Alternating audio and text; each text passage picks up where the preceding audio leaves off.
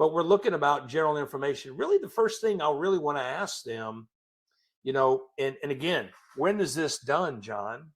Is this done at the listing appointment? No, this is all in the pre-planning phase. Okay.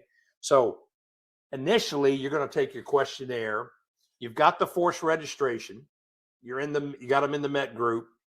You haven't talked to them at all.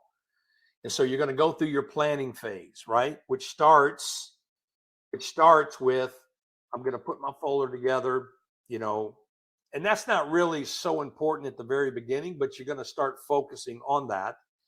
And then you're going to start thinking about this conversation I'm going to have with the seller when I call him. Okay. Need to find out, who owns the home. Now, these are questions that are going to come after. I mean, you don't call them and say, hey, look, my name's John. Who owns your home? Right. You're going to ice break, get a story from them. You may have something in common in the Florida area. You like to surf or play golf, or, you're both Tampa Bay Buccaneer fans, or you're Dolphin fans, or you're all Florida Gator fans. Hoorah. Right. You don't like the Seminoles. Just kidding. Just kidding. So you're going to find some common ground and getting into some conversation. You want to develop a trust here before you start really get into pre-qualifying the seller. Okay. And this may come in one phone call. It may be 2 phone calls before the listing appointment. Depends how much time. It's a case by case. Don't get set in on one thing.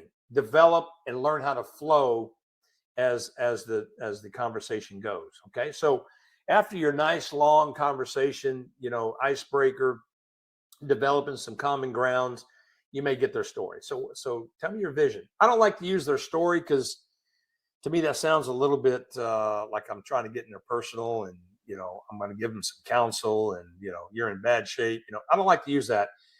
I like to use the word vision. What's your real estate vision here for selling your home? What is your vision for selling your home? That sounds a little bit more intriguing. That's more interesting, right? It's not so much looking down on somebody about what's your story. Okay. So I like to use, what is your real estate vision? What's the vision for your home? And then listen to what they're saying, right? You're going to pick out a lot of the answers from the questionnaire by being a good listener. You're taking notes. My parents just died. I got siblings coming to town. We're going to sell the home. Okay. There's a succession question. So I don't have to ask them, is your property in succession? All right.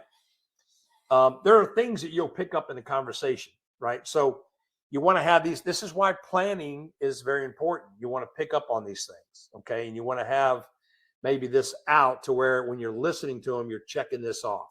Okay. If they don't say anything about relocation, nice time to stop and say, hey, look, you say you're going to North Carolina. Are y'all going to rent or are you going to buy? We're going to purchase a home.